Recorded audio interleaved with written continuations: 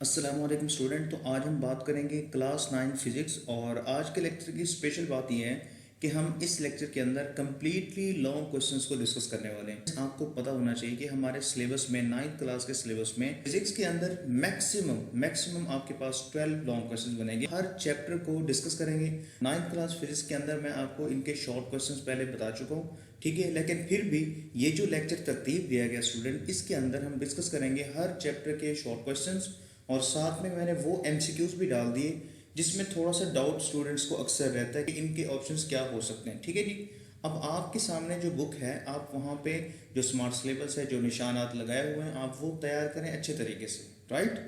लेकिन यहाँ पे जो एमसीक्यूज और आपको शॉर्ट क्वेश्चंस जो भी कुछ बताया जाएगा स्टूडेंट्स, स्पेशली एमसीक्यूज की हम बात कर रहे हैं, तो यहाँ पे कुछ एमसीक्यूज को मैंने हाईलाइट किया है। हो सकता है कि एक या दो ऐसे शॉर्ट क्वेश्चंस हो जो आपके सिलेबस में ना हो, लेकिन मैंने इस लेक्चर में ऐड कर दी हूँ, तो वो आप उसको इग्नोर कर दीजिएगा, ठीक है। या अगर मिसिंग हो तो आप उसे बुक से अच्छे तरीके से आप अपनी तैयारी पूरी तरीके से कर लें, ठीक है जी। चैप्टर नंबर 2 से हम स्टार्ट ले रहे हैं। देखिए, चैप्टर नंबर 1 जो है स्टूडेंट, आपको पता होना चाहिए कि उसमें से लॉन्ग क्वेश्चन ज़्यादातर नहीं आता, ठीक है। अब आप लोगों के जो स्कूल के या एकेडमीज के जो टेस्ट हो रहे होंगे, फुल लेंथ पेपर जो हो रहा होगा स्टूडेंट, उसमें आप वो तैयारी करते रहें, ठीक है। ये जो भी हम बात करेंगे ये बोर्ड के लिए होगी, ठीक है। लाजमी सी बात है, जो आपके स्कूल है या आपकी एकेडमी है वो भी उसी बोर्ड के पैटर्न को फॉलो कर रहे होंगे, ठीक है।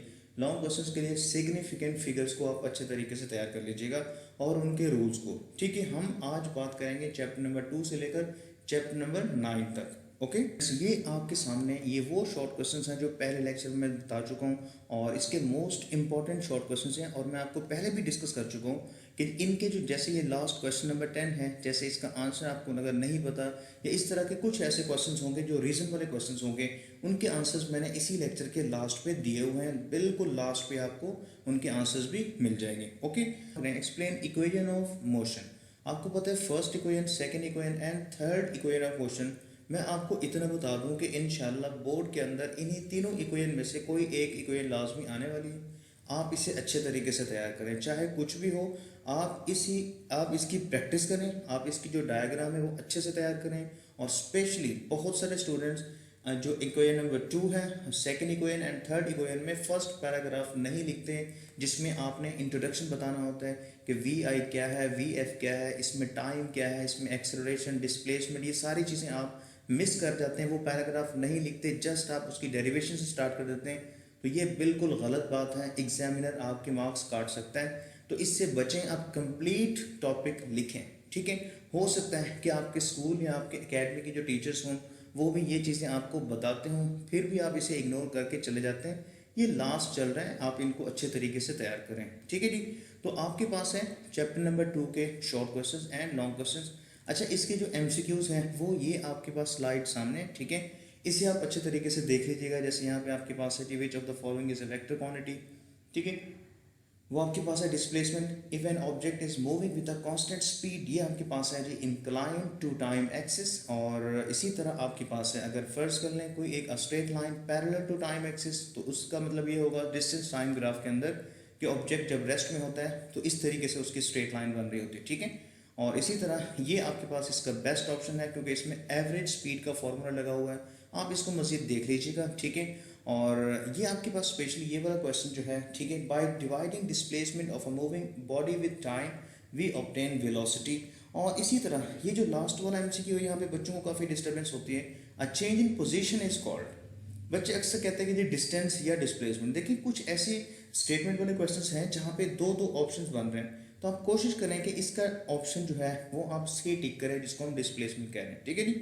तो चैप्टर नंबर 3 की तरफ चलते हैं। 3 में ये आपके पास शॉर्ट क्वेश्चंस हैं, इन्हें आप अच्छे तरीके से तैयार करें। पहले भी मैं आपको इसकी डिटेल बता चुका हूँ, अगर वो लेक्चर नहीं देखा तो वो लेक्चर आप लाजमी देखें, ठीक है। और इसके बाद जो है इसके लॉन्ग क्वेश्चंस की अगर हम बात करें तो देखें, इसमें फर्स्ट तो आपके पास है जी state Newton second law of motion.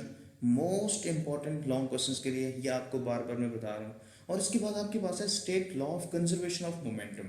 ये आप अच्छे तरीके से तैयार कीजिएगा, ठीक है। आगे उसकी एग्जाम्पल तैयार करने की ज़रूरत नहीं है, ठीक है। और गन और बुलेट वाली जो एग्जाम्पल है उसे आप तैयार ना करें। अगर वो आपसे नहीं पूछ रहा तो आप जस्ट इसको प्रूव करके दे दें, सिंपल, ओके। और लास्ट पे आपके पास है क्वेश्चन नंबर 3 जो है वो है सेंट्रीपिटल फोर्स। देखिए ये क्वेश्चन बहुत ज़्यादा इंपॉर्टेंट नहीं है, लेकिन फिर भी आप इसको तैयार ज़रूर कर लीजिएगा। ठीक है जी। अब इसके बाद नेक्स्ट आपके पास है जी इस चैप्टर के एमसीक्यूज। मैंने कुछ यहाँ पे आपको बताए हैं, ठीक है, जहाँ पे बच्चों को कुछ कन्फ्यूजन हो, ठीक है, तो वो यहाँ पे देख सकते हैं। Newton first law of motion is valid only in the absence of net force, और इसी तरह इनर्शिया मास के ऊपर डिपेंड कर रहा होता है। और हो सकता है कि इनमें से कोई एमसीक्यू ऐसा हो जो आपके स्मार्ट सिलेबस में ना हो, तो उसे आप खुद देख लीजिएगा, ये आपकी रिस्पॉन्सिबिलिटी है। अब देखिए which of the following is the unit of momentum. आपको पता है इसके दो यूनिट्स हैं। स्टूडेंट्स अक्सर गलती से ये वाला यूनिट लिख के चले जाते हैं, स्टूडेंट आपको पता होना चाहिए। अब ये वाला वो आपके पास एमसीक्यू है जिसपे सबसे ज़्यादा स्टूडेंट्स को कन्फ्यूजन होती है, क्योंकि कुछ ऐसे नोट्स हैं जहाँ पे उन्होंने डिफरेंट इसके जो है वो ऑप्शंस को टिक किया हुआ है, ठीक है। तो ऐसे कुछ क्वेश्चंस हैं जहाँ पे मिलती जुलती चीज़ें जो है ना वो आप देख रहे होते हैं। When a horse pools a cart the action is on the, अब अर्थ के ऊपर एक्शन होगा, वैसे होना अर्थ के ऊपर चाहिए, लेकिन अर्थ एंड कार्ट, ठीक है, क्योंकि देखें हॉर्स जो है वो अपने पाँव से जो है वो अर्थ के ऊपर भी फोर्स लगा रहा है, और उसी तरह की फोर्स कार्ड जो पीछे छकड़ा लगाया हुआ है, ठीक है, उसके ऊपर भी वो फोर्स लगा रहा है। तो इसका मतलब एक्शन तो ये दोनों के ऊपर बन रहा है। तो इसीलिए आप इसका डी ऑप्शन बेस्ट समझें और इसे आप अच्छे तरीके से टिक करें और इसे याद करें। ठीक है जी, चैप्टर नंबर 4 की तरफ चलते हैं। चैप्टर नंबर 4 के शॉर्ट क्वेश्चन आपने पहले डिस्कस किए हुए हैं, लिहाजा मैं इसके ऊपर ज़्यादा डिटेल में नहीं जाना, लेकिन फिर भी कुछ क्वेश्चन ऐसे होते हैं जिसमें आपको दोबारा से डिस्कस करना ज़रूरी होता है। ठीक है, मोस्टली स्टूडेंट्स इनके फॉर्मूले नहीं लिखते, फॉर्मूले लाजमी लिखने चाहिए, लाजमी लिखने चाहिए। लॉन्ग क्वेश्चन हैं वो आपके पास है कि रेजोल्यूशन ऑफ अ फोर्स, जिसमें आपने रिजॉल्व करना होता है।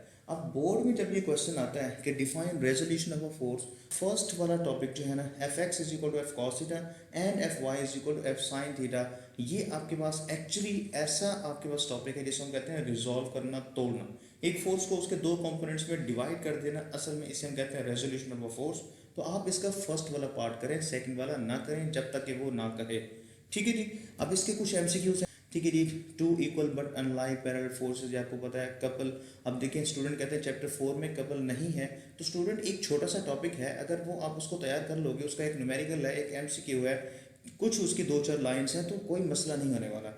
आप उसे तैयार कर लें, कोई इशू नहीं है। ठीक है, बजाय इसके कि अगर बोर्ड में वो पेपर में आ जाए फिर आपका ये मसला हो सकता है। अब इसके बाद the number of forces that can be added by head to tail rule, आपको पता है any number of forces, okay. The number of perpendicular components आपको पता है दो होते हैं, और इसी तरह कुछ ऐसे एमसीक्यू जो आपके सिलेबस में है वो आप देखिएगा। मैंने ये जस्ट कट किया है बुक से और यहाँ पे पेस्ट कर दिया, तो ये आप ज़रा देख लीजिएगा। ठीक है जी। और ये इंपॉर्टेंट एमसीक्यू है लास्ट वाला, जिसे हम कहते हैं a body in is in equilibrium when its acceleration is uniform, okay जी। और आपको पता है कि इसका डी ऑप्शन बेस्ट रहेगा, एक्सेलरेशन क्या होना चाहिए उसका, सी।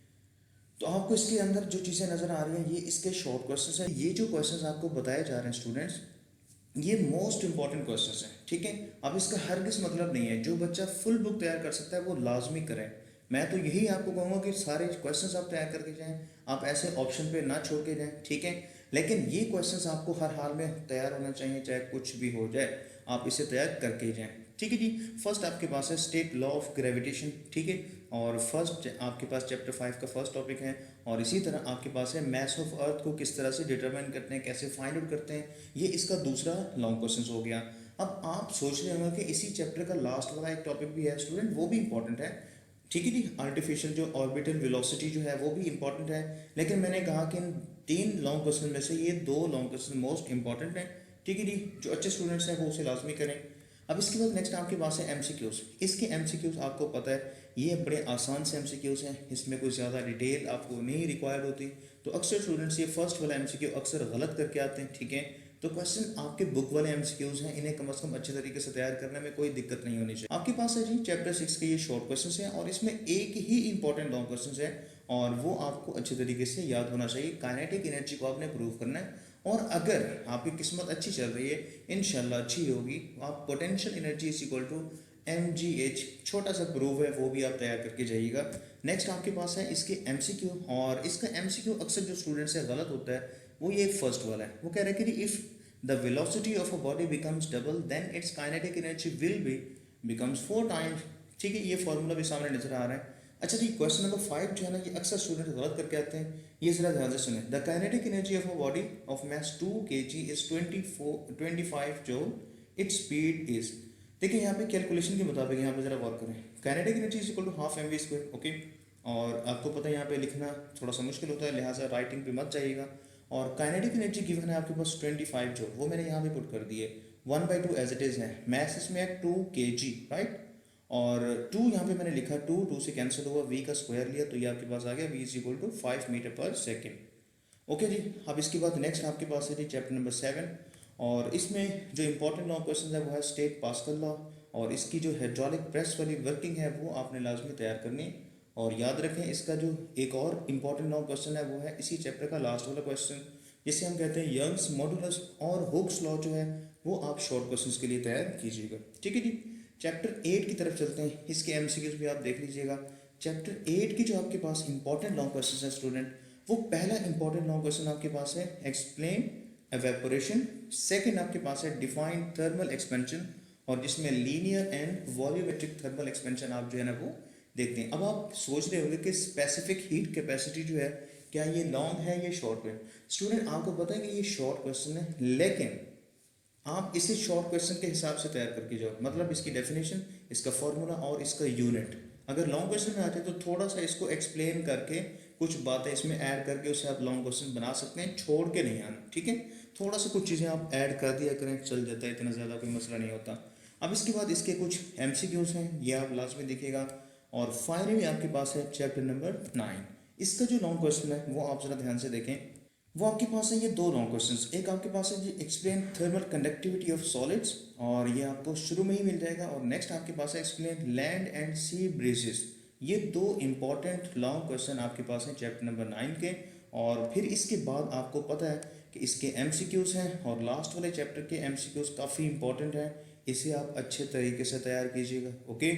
और इसके बाद ये वो शॉर्ट क्वेश्चन है जो आपको पहले लेक्चर में मैं बता चुका हूँ, और ये आप रीड करना चाहें, ठीक है, आप इसको देखना चाहें तो आप देख सकते हैं। तो ये था आपके पास चैप्टर नंबर 2 से लेकर चैप्टर नंबर 9 तक, मतलब कंप्लीट फिजिक्स के बारे में फुल इंफॉर्मेशन। ठीक है, इस लेक्चर को आप अपने पास रख लें, जो क्वेश्चन आपको बताए गए इसे नोट करें, लिखें और अच्छे से तैयारी करें, अच्छे मार्क्स लें और हमारे लिए दुआ करें। बस इतना ही है। Thank you very much. अल्लाह हाफिज़।